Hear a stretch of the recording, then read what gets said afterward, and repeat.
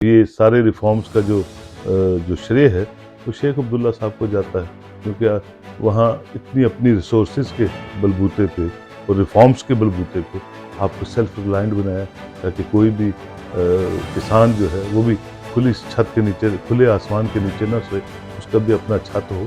तो वो रिफॉर्म्स तो बड़े हुए, और फिर ये एजुकेशन के रिफॉर्म्स हुए, और महाराजा के टाइम पे भी रिफॉर्म्स हुए। ये जो एसएनवी हॉस्पिटल आप देख रहे हैं, ये महाराजा हरि सिंह के टाइम पे बना।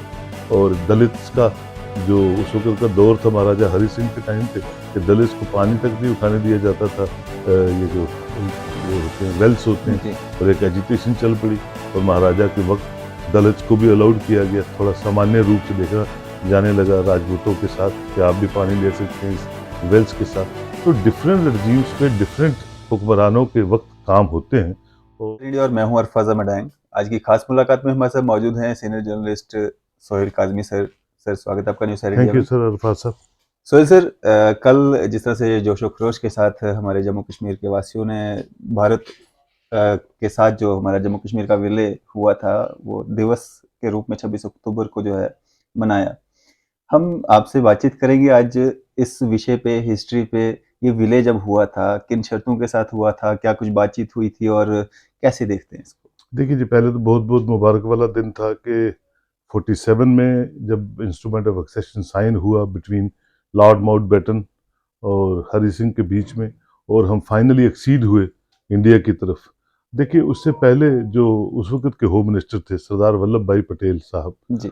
उनका उनको उनको एक रिस्पॉन्सिबिलिटी दी गई थी कि जितनी भी स्टेटें हैं 550, उन सबको किसी न किसी तरह से जिस मैकेनिज्म से भी वो एक्सीड करना है इंडिया की तरफ। तो उस वक्त तीन इलाके थे, जम्मू कश्मीर, हैदराबाद और जूनागढ़, जो एक्सीड नहीं कर रही थी इंडिया की तरफ। जी। हैदराबाद को तो फोर्सिबली एक्सीड करवा दिया था, और जूनागढ़ और जम्मू कश्मीर जो था वो रह गया था कि वो एक्सीड नहीं हो रहा था, और जम्मू कश्मीर एक बफर स्टेट बन के रह गई।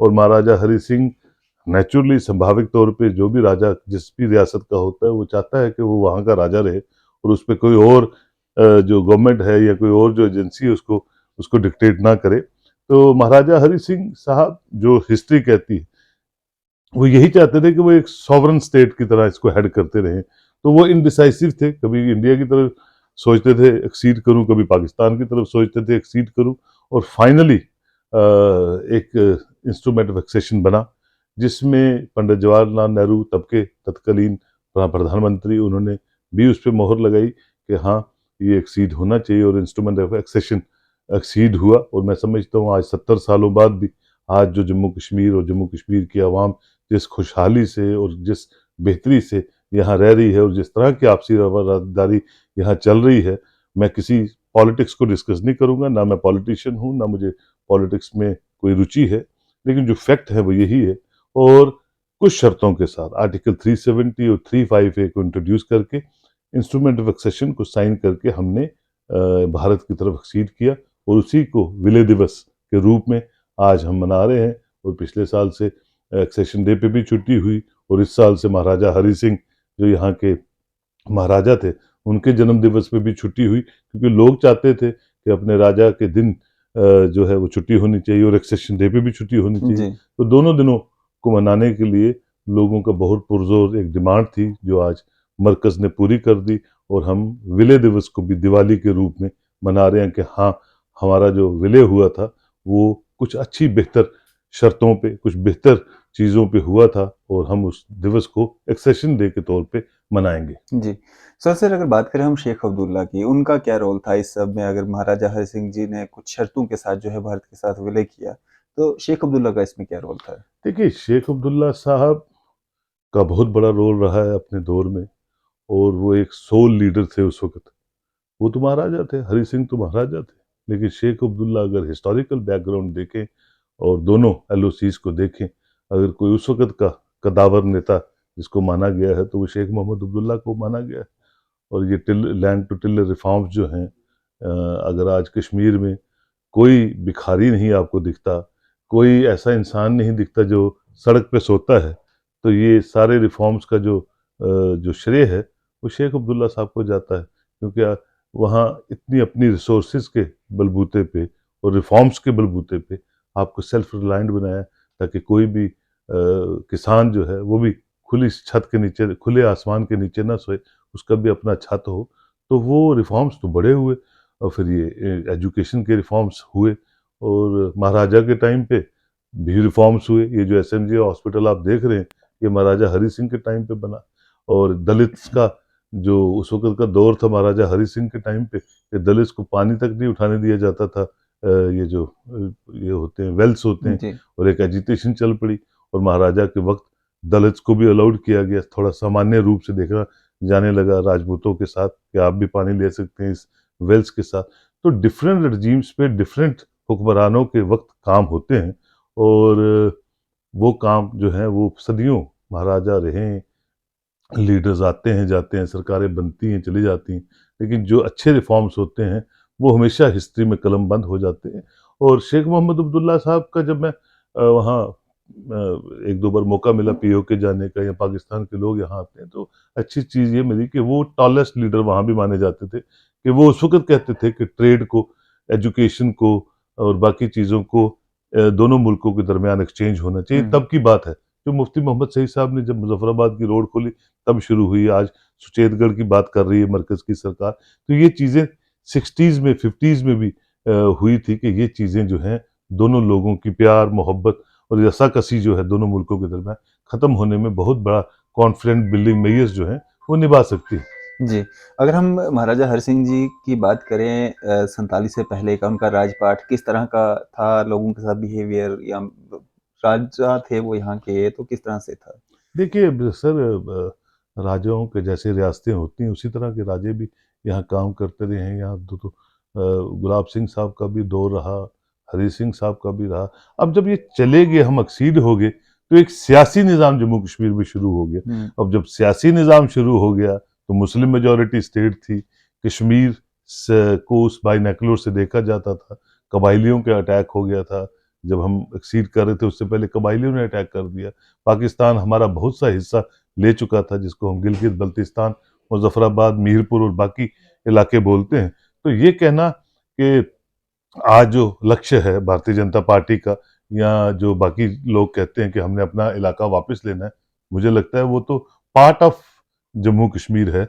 और अगर कोई ऐसा मैकेनिज्म बनता है कि वो स्थिति आती है कि हम वो ले सकते हैं, तो लोग तो तैयार बैठे हैं। मैं तो पीओके के लोग इतने सुप्रेस्ड हैं आईएसआई से और पाकिस्तान लेड एडमिनिस्ट्रेशन से, कि वहाँ तो बेसिक इंफ्रास्ट्रक्चर ही नहीं है। वो तो लोग चाहते हैं यहाँ आना, वो सब लोग, अगर आप थोड़ा सा गेट खोलेंगे बॉर्डर्स के, वो तो दौड़ के शान से यहाँ आ जाएंगे, और अपने कश्मीरी भाइयों से और अपने पीर पंचाल के भाइयों से मिल के बहुत खुश होंगे। और वहाँ ज़्यादा जो रिश्तेदारियाँ हैं वो यहाँ ज़बान के एतबार से या खान पान के एतबार से अरफात साहब कश्मीर के साथ नहीं है। उड़ी टंगधार को छोड़ के बाकी जितनी भी एफिलेशन है मुजफ्फराबाद की, मीरपुर की और बाकी जो चकोटी और मंझोई के इलाके हैं, वो पीर पंचाल के लोगों के साथ रिश्तेदारियां हैं।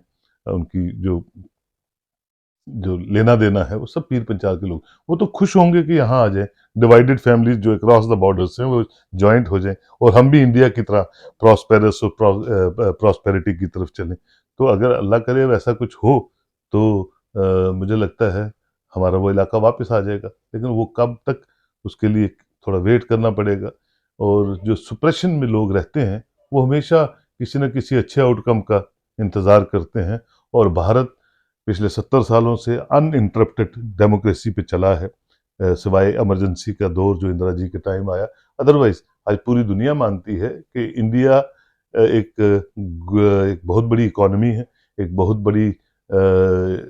बड़ा एक स्ट्रॉन्ग डेमोक्रेटिक स्टेट है।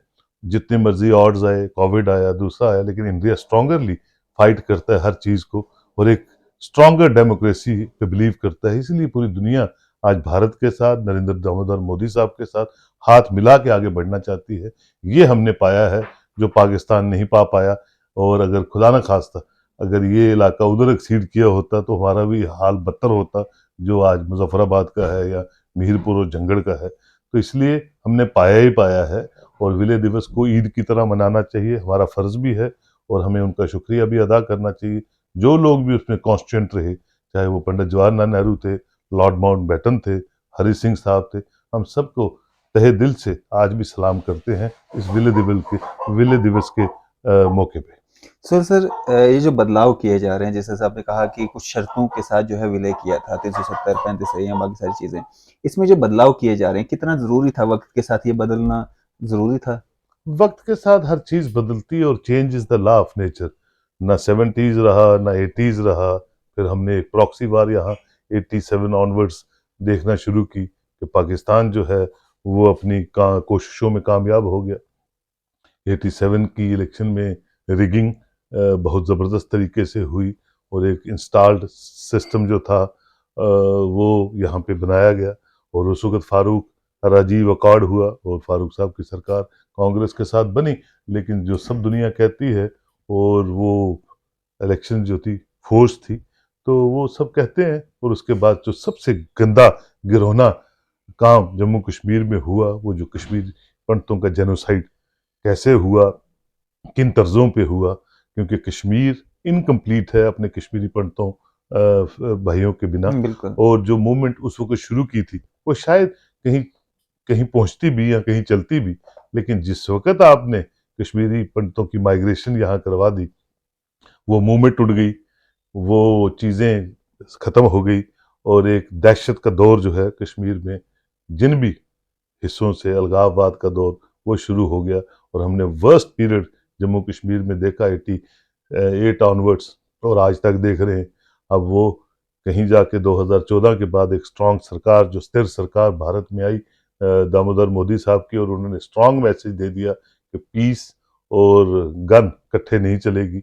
और इससे पहले कांग्रेस की सरकारें फ्लेक्सिबल रही, जो मैं समझता हूँ उसका खमियाजा जो है हमारी एक जनरेशन ने भुगता कि फ्लेक्सिबिलिटी नहीं चलेगी पाकिस्तान को डील करने में, या उन एलिमेंट्स को जो विद इन स्टेक होल्डर्स है वो पीस को डिरेल करे। तो अमन को प्रवेल करने के लिए लोगों का हाथ पकड़ने में एनडीए सरकार, चाहे वो वाजपेयी साहब की सरकार थी, वो उन्होंने कहा कि कश्मीरियत, इंसानियत और जमहूरियत को कैसे मेंटेन किया जाए, और उसके बाद वही टेम्पो जो है नरेंद्र मोदी जी ने भी मेंटेन किया। और अमित शाह साहब ने भी बारामूला में आके सबसे अच्छा स्लोगन जो दिया, जो आज तक किसी भी होम मिनिस्टर ने नहीं दिया, वो कहते हैं कि हम पाकिस्तान से बात नहीं करेंगे, कश्मीरी बहनों और भाइयों से बात करेंगे।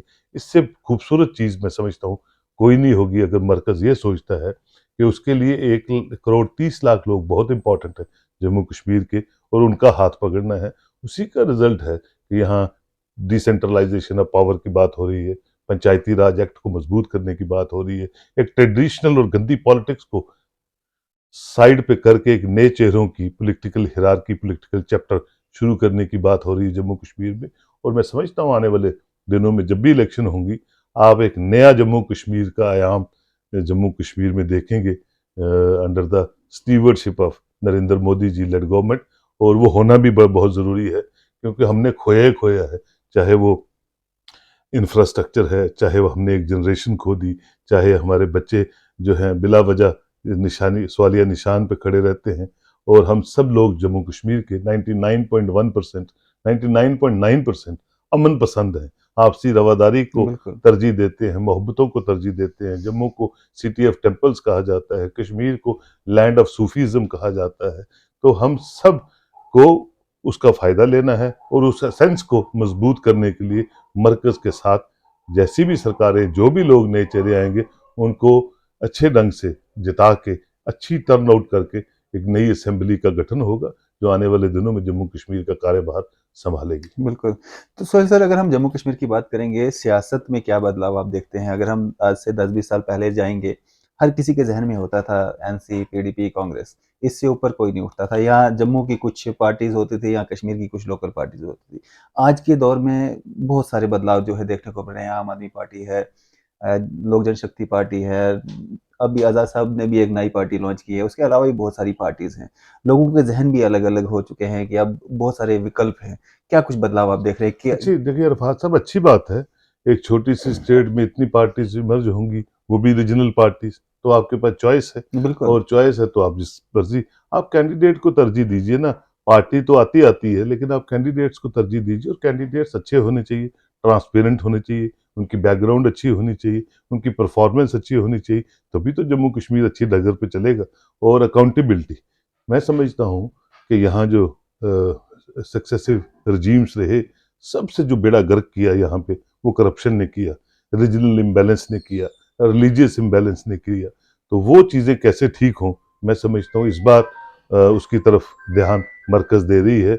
इसीलिए जो डिलिमिटेशन का फाइनल ड्राफ्ट आया है, मैं समझता हूँ, मैंने पढ़ा है वो ड्राफ्ट, कि वो कॉन्स्टिट्यूंसीज भी डेवलपमेंट की धूप देखेंगी जिन पे कभी किसी ने नजर ही नहीं डाली, और जो वो लोग भी जम्मू कश्मीर के निवासी हैं जो इस डिलिमिटेशन फाइनल रिपोर्ट के बाद अपनी कॉन्स्टिट्यूंसी से अपने नुमाइंदे चुनेंगे और उनके नुमाइंदे असेंबलीज में उनकी रहनुमाई करेंगे।